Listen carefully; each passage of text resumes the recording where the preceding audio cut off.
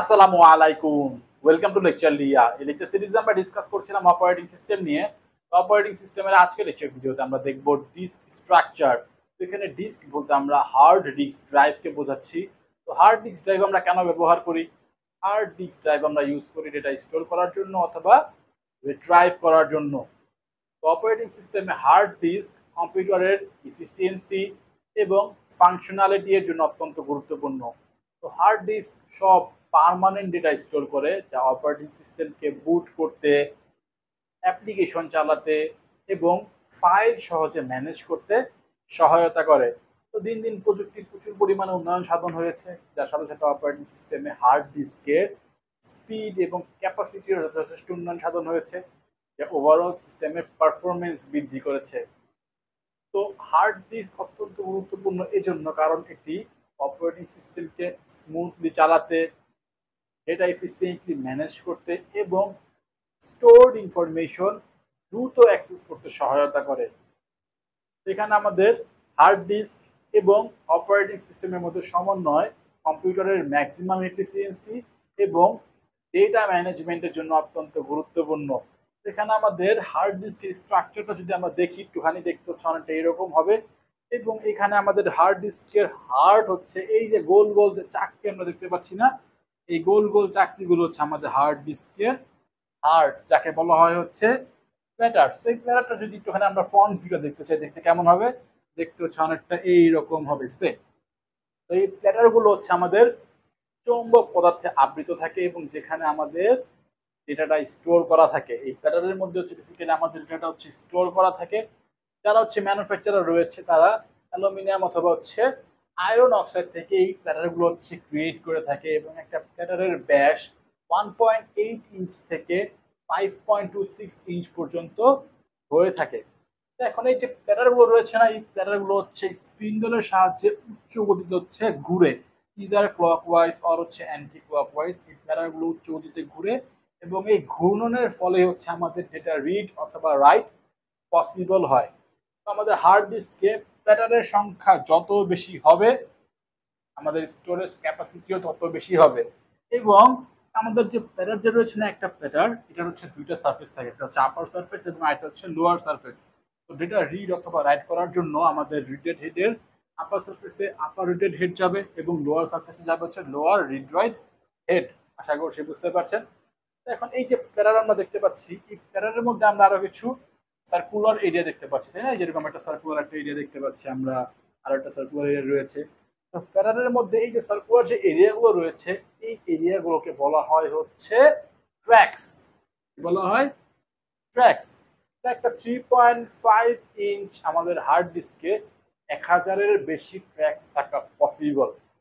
Next যেটা important point, সেটা হচ্ছে আমাদের যে ট্র্যাক গুলো রয়েছে না, এই ট্র্যাক গুলোকে আমরা ফার্দার আরো কিছু ছোট ছোট এককে বা ইউনিট হচ্ছে ভাগ করি এবং এই ইউনিট গুলোকে বলা হয় হচ্ছে সেক্টরস। এই দেখেন, যদি আমরা ভাগ করে দেখাই, সে এরকম আরো ছোট ইউনিটে ভাগ করছি, আরো ছোট ইউনিটে ভাগ করছি, আরো ছোট ইউনিটে ভাগ করছি। এই দেখেন অনেকগুলো ছোট এককে কিন্তু আমরা ভাগ করে ফেললাম। তো এই যে একটা ইউনিট, এটা বা এই একটা ইউনিট, এই একটা ইউনিট, এই ইউনিট গুলোকে আমরা কি বলবো? এই ইউনিট গুলোকে বলবো হচ্ছে আমরা সেক্টরস। আশা করছি বুঝতে পারছেন। এখন এই যে আমাদের যে সেক্টরগুলো রয়েছে না, এগুলো হচ্ছে আমাদের সব থেকে ক্ষুদ্রতম ফিজিক্যাল স্টোরেজ ইউনিট বা হচ্ছে ক্ষুদ্রতম ফিজিক্যাল স্টোরেজ একক। এবং এই এক একটা সেক্টরের সাইজ নিয়ার অ্যাবাউট হচ্ছে 512 বাইট হয়ে থাকে। এখানে আমরা ক্ষুদ্রতম ফিজিক্যাল স্টোরেজ ইউনিট কেন বলছি? বলার কারণ হচ্ছে আমাদের ডেটা অ্যাকচুয়ালি প্যাটার্নের মধ্যে এই স্পেসগুলোতে হচ্ছে স্টোর করা হয়ে থাকে। এখন রিড রাইট হেড নিয়ে যদি আমরা কথা বলি একটুখানি, আমাদের এই যে আমাদের যে প্ল্যাটার যে সারফেস রয়েছে, আপার সারফেস ধরেন অথবা লোয়ার সারফেস ধরেন, এখন এখান থেকে হচ্ছে আমাদের ডেটা অথবা রিড করতে হলে অথবা রাইট করতে হলে এই রিড রাইট হেডকে হচ্ছে প্ল্যাটার সারফেসের উপরে যেতে হবে এবং আমাদের প্ল্যাটার তো উচ্চ গতিতে ঘুরছে। এখন যেটা হচ্ছে কথা, মনে করেন হচ্ছে আমরা এইখানে এই যে একটা সেক্টর, আমরা নাম দিলাম সেক্টর, বললাম 3। এখান থেকে হচ্ছে আমরা কোনো একটা ডেটা রিড করতে চাই। হ্যাঁ, এখন রিড করা কিভাবে পসিবল হবে? এটা তো ঘুরছে ঘুরছে ঘুরছে, ঘুরে কোনো একটা সময় এই পজিশনে আসবে, একটুখানি ঘুরে। এখন রিড রাইট হেডের ক্ষেত্রে একটা কনস্ট্যান্ট রয়েছে। রিড রাইট হেড শুধুমাত্র সামনে যেতে পারে অথবা পিছনে আসতে পারে, ডানে বামে যাওয়ার কোনো ক্যাপাসিটি বা সুযোগ রিড রাইট হেডের কাছে নেই। এখন এটা যেহেতু ঘুরছে এবং এই আমাদের রিডের হেড যদি এখানে ভিতরের দিকে আসে তাহলে এখানে আসবে, এখান থেকে হচ্ছে এটা রিড করা অথবা রাইট করা পসিবল হবে। আপার সার্ফেসের ক্ষেত্রে সেম, লোয়ার সার্ফেসের ক্ষেত্রে একই কাহিনী, সেম কাহিনী, দুইটা সার্ফেস রয়েছে। আশা করছি বুঝতে পারছেন যে আমাদের এখানে এটা ডেটাটা রিড অথবা রাইটটা কিভাবে হয়। এখন আরেকটা ইম্পর্টেন্ট যেটা হচ্ছে পয়েন্ট, এমন না যে আমাদের রিডের হেড হচ্ছে এখানে আসলো, আসার পরে টাচ করে হচ্ছে ডেটাটা নিয়ে নিল বা হচ্ছে লিখে দিল। এখানে আমাদের রিড রাইট হেড আমাদের পেটা সার্ফেসকে টাচ করবে না। টাচ যদি না করে তাহলে ডেটা রিড অথবা রাইট হয় কিভাবে? এখানে বেসিক্যালি ডেটা রিড অথবা রাইট হয় হচ্ছে ম্যাগনেটিক ফিল্ডের সাহায্যে। যদি এমন হয় যে আমাদের রিড রাইট হেড আমাদের সেক্টরকে টাচ করছে তাহলে সেক্টর নষ্ট হয়ে যাওয়ার সম্ভাবনা রয়েছে। It may create a bad sector and a bad sector may damage the hard disk. আশা করছি বুঝতে পারছেন। তো নেক্সট যেটা হচ্ছে পয়েন্ট, আমরা যদি আমাদের হার্ড ডিস্কে লক্ষ্য করি, দেখেন এই এতটুকু হচ্ছে আমাদের একটা ট্র্যাক, বলতে পারেন এতটুকু হচ্ছে আরেকটা ট্র্যাক, তাই না? তো এখন এটার ব্যাসার্ধ হচ্ছে একরকম, এটার ব্যাসার্ধ হচ্ছে আরেক রকম, এটার ব্যাসার্ধ একরকম, এটার ব্যাসার্ধ আরেক রকম, বাট এই দুইটার ব্যাসার্ধ কিন্তু সেম। এই তিনটার ব্যাসার্ধ হচ্ছে সেম, একই ব্যাসার্ধ, তাই না? এই ভিতরটা দেখেন এগুলো হচ্ছে একই ব্যাসার্ধ।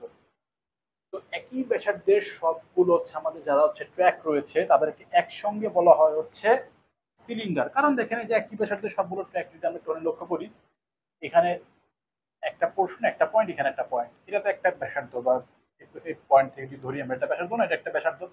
তো এইটা দেখেন একসাথে যদি আমরা লক্ষ্য করি, একটা কাইন্ড অফ একটা সিলিন্ডার আকৃতি হচ্ছে, বা এটার ক্ষেত্রে যদি আপনি দেখেন এটা ক্ষেত্রে হচ্ছে একটা সিলিন্ডার আকৃতি হচ্ছে, রাইট? আশা করছি বুঝতে পারছেন। এগুলোকে বলা একই ব্যাসার্ধের ট্র্যাককে কি বলা হচ্ছে?